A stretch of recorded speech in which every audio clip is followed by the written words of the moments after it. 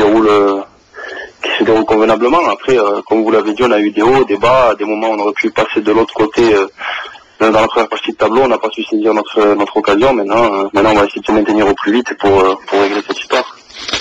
Vous concernant particulièrement, qu'est-ce que vous diriez de votre saison? On va dire que c'est la saison la plus aboutie de ces dernières années.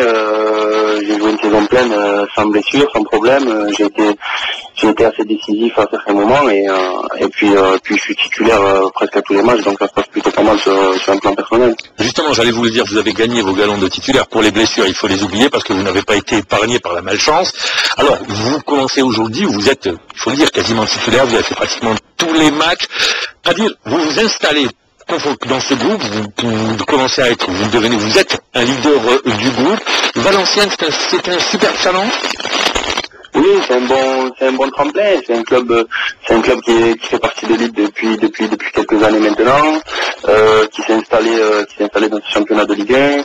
On a de très bons joueurs, on a un très bon staff technique, un centre d'entraînement exceptionnel, un stade tout neuf. Donc c'est vraiment un bon tremplin et un bon club d'avenir. D'autant, c'est un club qui se construit actuellement. On l'a vu, vous avez parlé du nouveau stade, du centre d'entraînement. C'est un club qui se projette, en se projetant sur l'avenir, qui veut se pérenniser dans le championnat de Ligue 1. Oui, c'est exactement ça. Comme je l'ai dit, ça fait quelques années maintenant que ce club est parti de l'élite.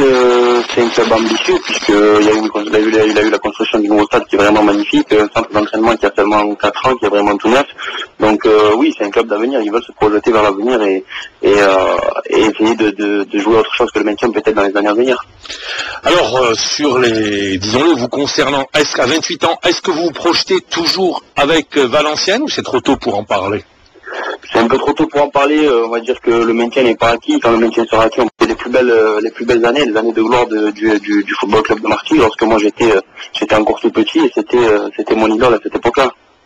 Concernant les joueurs algériens qui avaient été... Prendre conscience de nos qualités, on a vraiment un groupe pétri de qualité. On a des joueurs qui évoluent un peu dans les grands clubs en Europe. Donc il fallait vraiment qu'on prenne conscience de ces qualités-là et je pense que c'est ce qu'il a réussi à nous faire faire. C'est à travers le discours, à travers le discours tenu par l'entraîneur, déjà? Le discours, oui, mais pas seulement, aussi sa capacité à nous faire travailler sur le terrain c'est un grand technicien, il est passé par de bons clubs, on sait déjà ce qu'il a fait et lorsqu'un entraîneur comme ça vous parle, vous faites qu'appliquer, vous êtes obligé d'appliquer. Oui, voilà, c'est ça, c'est ce qui nous a un peu inculqué depuis qu'il est arrivé. Cette capacité à jouer, on a des joueurs très techniques, on a des joueurs de ballon, de bons joueurs de ballon, donc c'est dommage de se recroqueviller derrière et d'attendre les contres, alors qu'on peut nous prendre le jeu à notre compte avec les joueurs qu'on a et essayer de faire du jeu comme on a pu le faire en Gambie. Ah bien sûr, on va pas se le cacher, c'est sûr. Hein. On l'a vu dès le premier match en Gambie.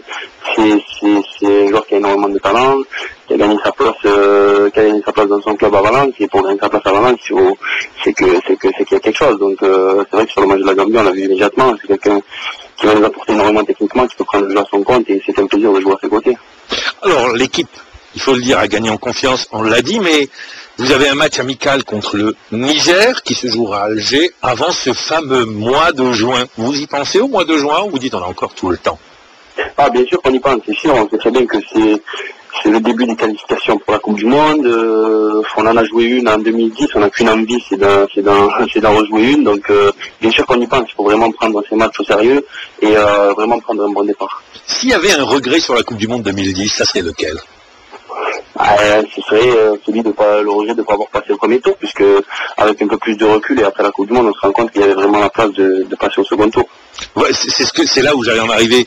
Avec du recul, notamment, je pense que vous devez parler de ce match contre la Slovénie. Oui, c'est un peu ça, c'est un peu ce match qui nous plombe. Après voilà, on fait tous des erreurs, ça arrive, c'est du passé, mais c'est vrai que comme vous l'avez dit, avec du recul, si on prend au moins un point face à la Slovénie, je pense que ça peut se passer autrement derrière. Eh bien oui, ça pouvait se passer autrement. Alors, la Coupe du Monde de football, la rejouer une deuxième fois, ça serait, il faut le dire, exceptionnel. Ah, ce serait exceptionnel, c'est déjà exceptionnel d'en avoir joué une, donc comme je l'ai dit, on est des compétiteurs, quand on en joue une, on n'a qu'une envie, c'est d'en rejouer une autre. C'est vraiment la plus grosse compétition au monde, et quoi de plus beau que de représenter son pays dans la plus grosse des compétitions du monde. En plus, au Brésil. Et en plus au Brésil, le pays du football. Ça, c'est vraiment, si on réussit, Inch'Allah, à se qualifier, ça serait vraiment formidable. Ah, ça serait vraiment exceptionnel, c'est clair. Ça serait vraiment exceptionnel. On a dit le groupe gagne en maturité.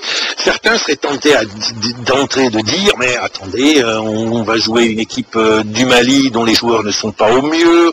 La Gambie, c'est facile. Que dire, Adil? C'est une méconnaissance, ceux qui disent ça, du continent? Oui, bien sûr, c'est exactement ça. C'est toujours la même chose, c'est toujours la même rengaine, c'est toujours la même chose qui ressort. On va jouer telle équipe, c'est facile. Hein. Rien n'est facile, on l'a vu en Gambie. On a gagné, mais il faut pas oublier qu'on a bataillé pour gagner, on a vraiment été la chercher. On va jouer une équipe du Mali, certes, ça se passe pas très bien dans leur pays en ce moment, mais il faut pas oublier qu'ils ont quand même fini 3e à la dernière CAN. Ils ont de très bons joueurs qui évoluent tous en Europe, donc il faut prendre en compte toutes ces choses-là. Il faut pas croire qu'on va se qualifier en classant des doigts. Alors, le premier match, ça sera contre le Rwanda également, et là, il faudra pas se louper. C'est exactement ça, prendre un bon départ, c'est ce que j'ai dit tout à l'heure, il faut vraiment prendre un bon départ face au Rwanda. Je vous cache pas que je connais pas du tout cette équipe, mais il faudra vraiment pas la prendre à la légère. Alors, la question, Adil, c'est des matchs qui arrivent au mois de juin, à la fin d'une saison qui a été difficile, éreintante peut-être même pour les nerfs, parce qu'on sait que pour les joueurs qui jouent par exemple le maintien ou le titre, on laisse de l'influx nerveux. Est-ce que c'est pas des matchs qui arrivent au mauvais moment? Mais on peut rien faire d'autre, hein, comme dirait l'autre. Ouais, c'est sûr qu'après une saison pleine comme celle-là, comme vous l'avez dit, on laisse énormément d'influx nerveux.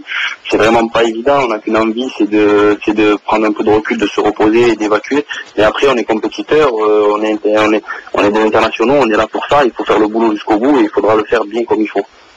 Faut être Adil sur cette fin de saison. Qu'est-ce qu'on peut vous souhaiter?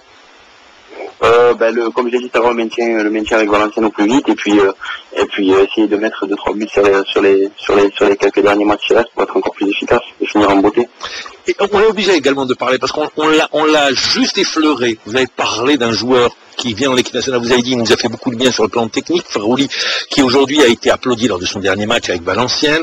Il y a Mosbah qui a signé au Milan AC. Au moment où on disait, oui, mais vous savez, les joueurs algériens ne sont pas dans des grands clubs, ces deux joueurs peuvent tirer le groupe vers le haut.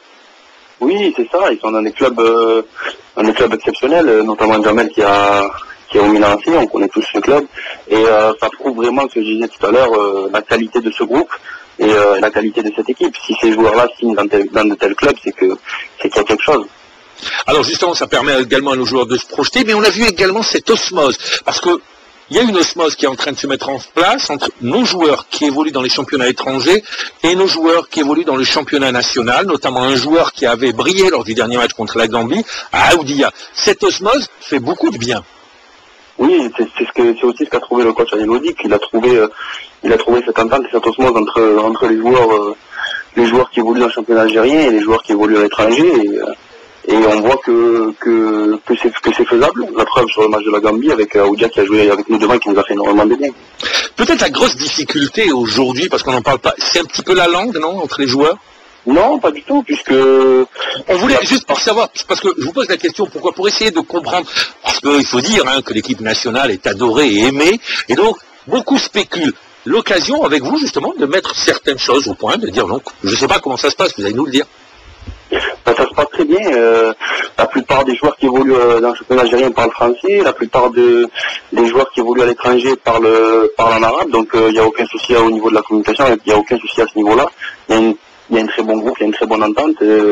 Donc à ce niveau-là, ça se passe vraiment très bien. Il n'y a vraiment pas de souci à se faire. L'une des images fortes, c'est également le banc. On a vu même ceux qui n'ont pas joué, ceux qui étaient sur le banc, étaient là comme un seul homme pour soutenir le groupe qui était sur le terrain. C'est aussi ce qui fait la force d'une équipe, même lorsqu'on se retrouve sur le banc, on est là à encourager ses coéquipiers, on sait qu'on peut rentrer à tout moment, et même si on ne rentre pas, on est là, on est content pour l'équipe, et on est aussi victorieux autant que ceux qui sont sur le terrain.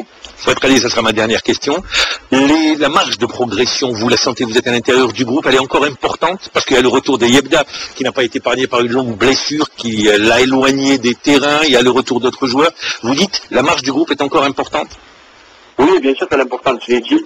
Il y a énormément de qualité, on travaille bien avec le nouveau coach. Maintenant, le seul souci, c'est qu'on n'a pas vraiment de temps pour mettre en place certaines choses, puisque ça reste quand même une équipe nationale et non pas un club, donc on n'est pas ensemble tous les jours, on se voit pas tout le temps. Mais la marge de progression, bien sûr qu'elle est encore importante, et lorsqu'on arrivera vraiment à maturité, je pense qu'on aura de quoi faire.